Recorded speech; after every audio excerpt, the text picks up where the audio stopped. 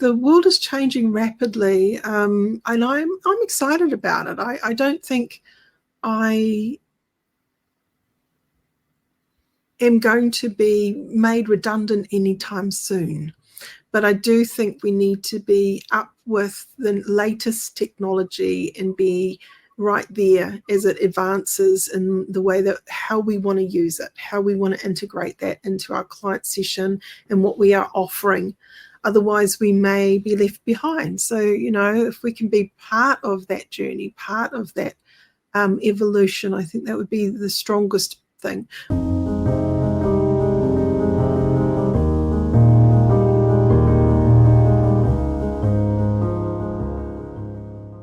Hi everyone, I just want to share something very funny.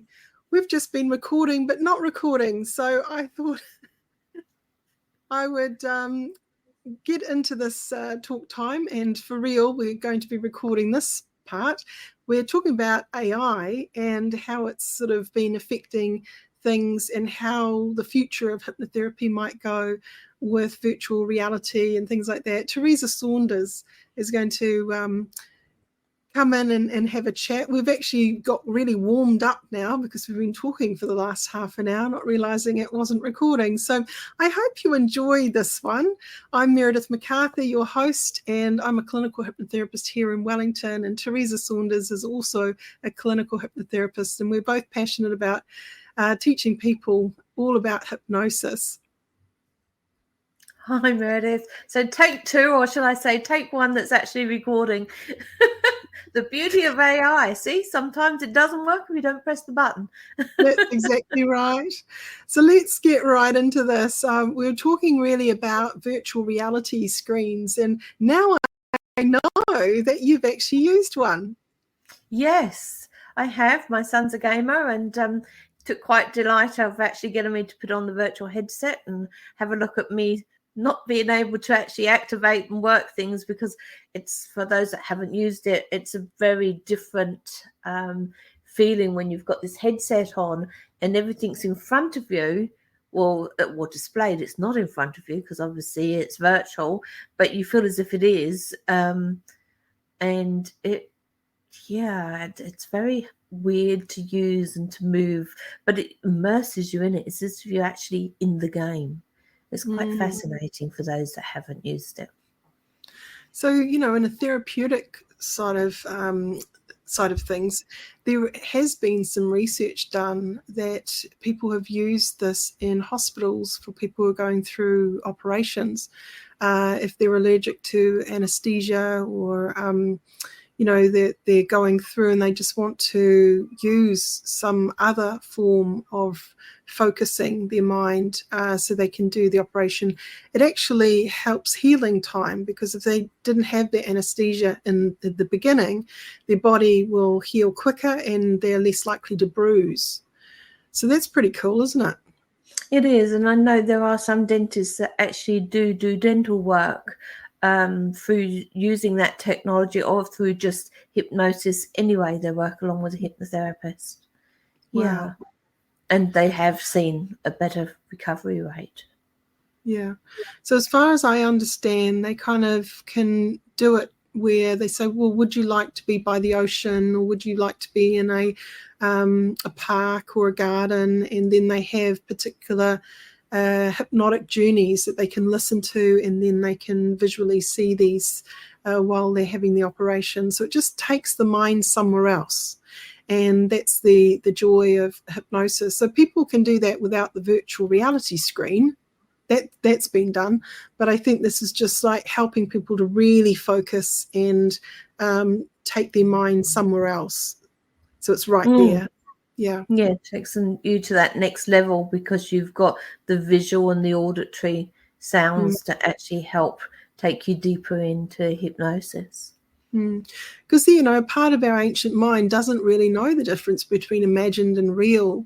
And especially if we've been shown a picture there that's external, it's as if it's real to our ancient brain.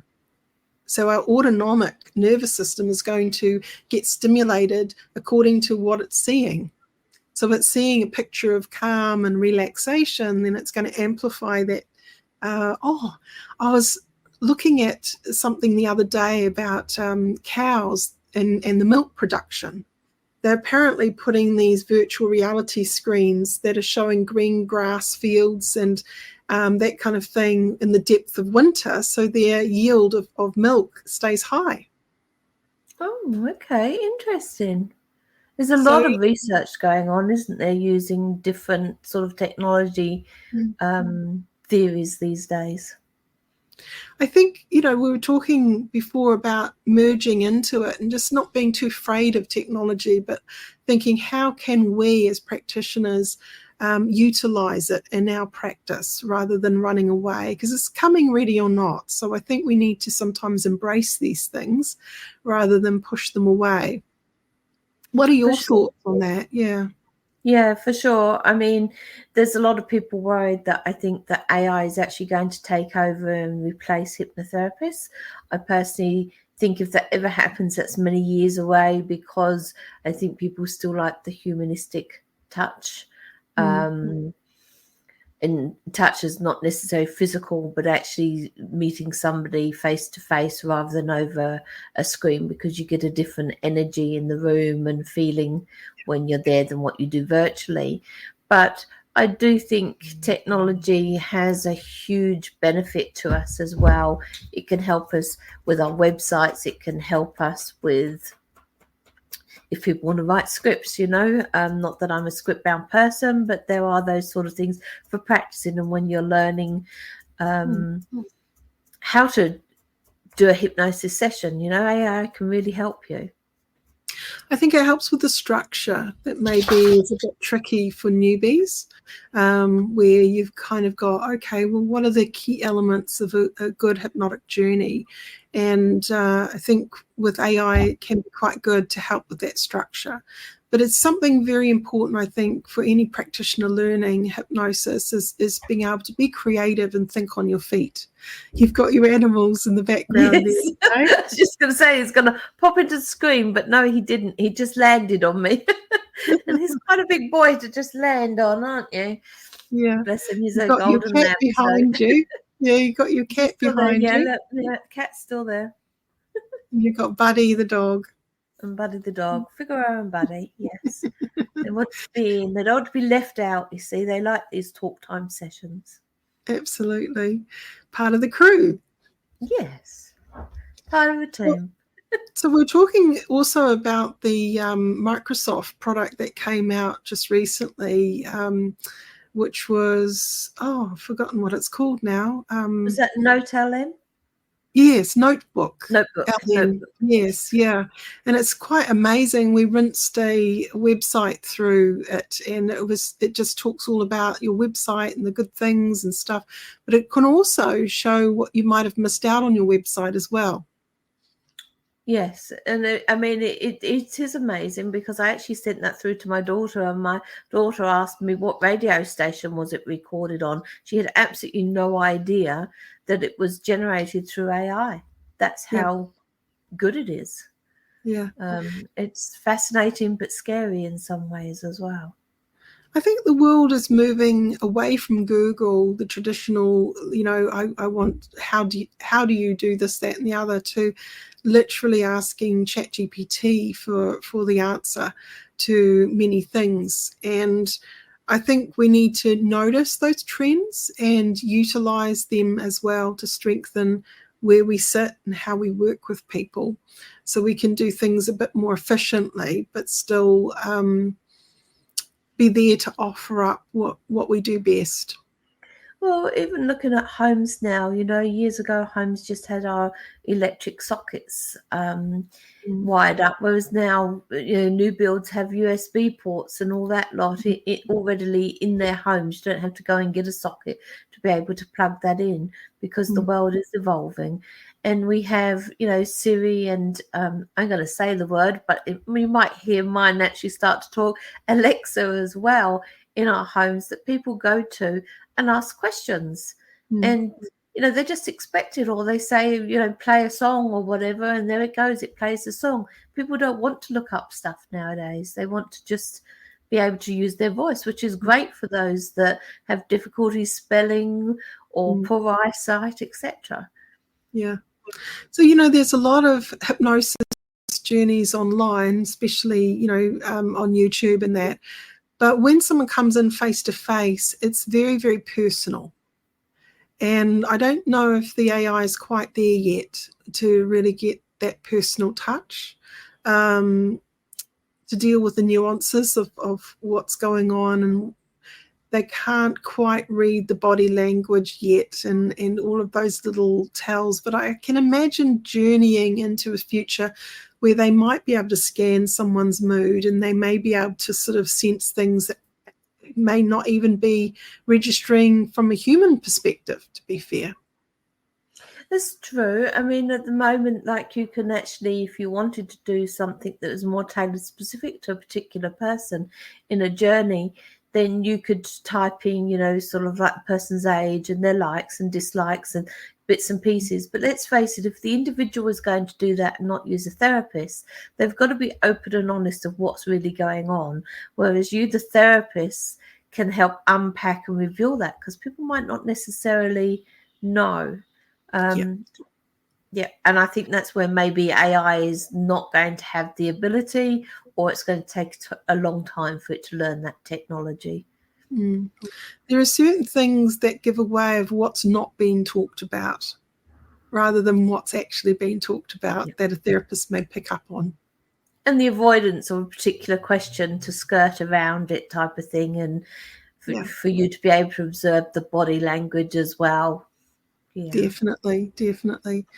I think, as we're moving towards the era of, the big tech companies taking over different spaces, to be agile in the market is important. And I was reminded of this headset that I got many years ago from Auckland, and it was like lights and sound, and it would go woo, woo, woo. And that would take people into alpha and theta states and stuff, and it didn't replace me, but we're kind of moving more and more towards understanding how we might integrate that with a virtual journey, that maybe my voice can be projected into the head unit, and then the AI create the pictures that go with the voice journey.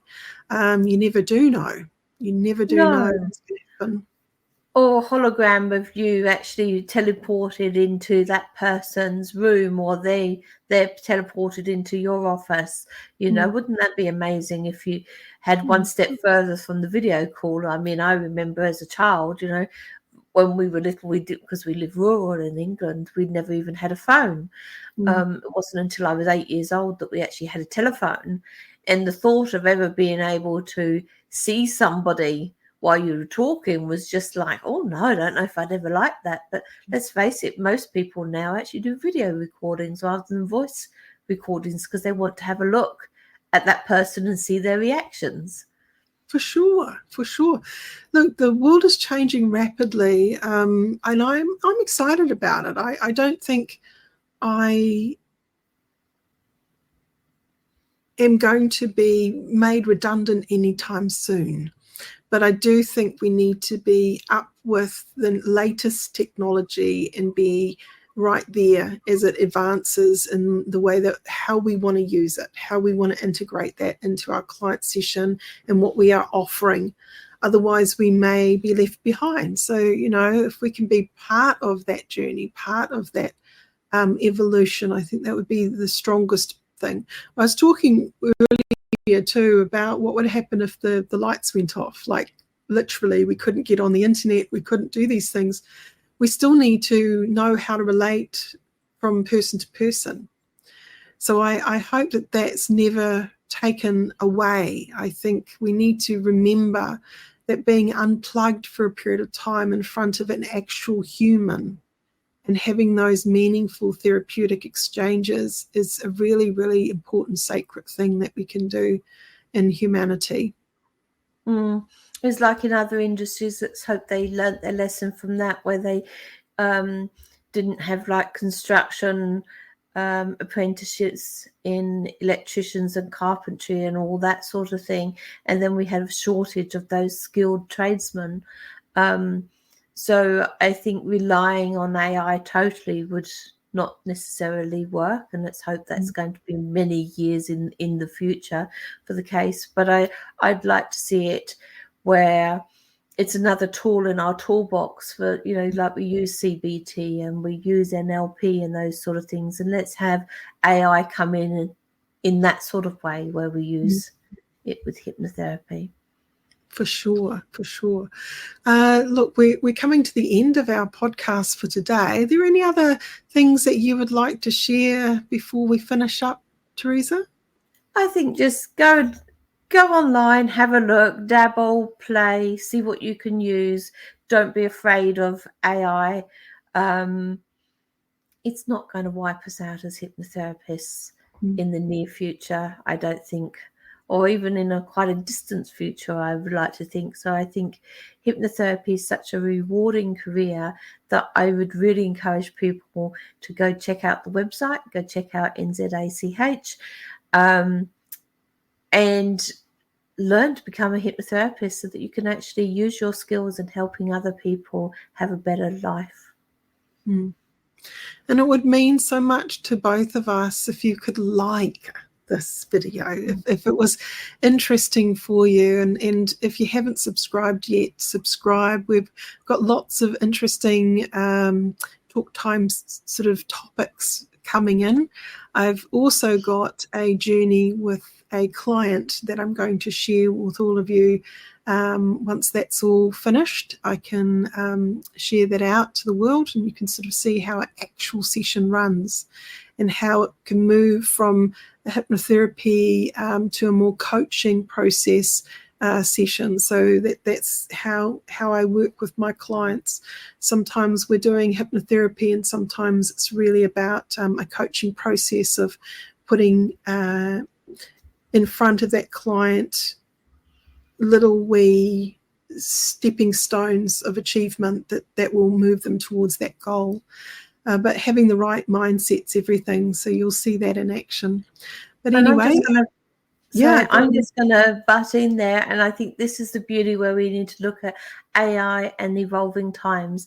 Now, when you started your career in hypnotherapy, there is no way that you would have actually been able to see a recording of a session. It would have been books or physical examples of how things moved. So if you enroll in the school, then you will actually have these fantastic little video snippets and different ways of actually helping you move forward and learn about hypnotherapy, along with the support from a fantastic trainer that's had 30 years experience. So she's in the know. Yeah, real life. Yeah, real life, in the know. Ups and downs she can share. Absolutely. So that's wonderful. Thank you for those that have hung on into the end of this video. We appreciate your time, and I hope to see you all next week for the next edition of Talk Time. We're going to be starting up a new series, so you'll see that rolling out soon. So thank you. This is the conclusion of this series, and thank you again, Teresa, for joining me on these. Thank you, and make sure you click like and subscribe so that you don't miss out on next week's Talk Time session. Thanks, Meredith. Catch you next week. Bye, everyone. Bye.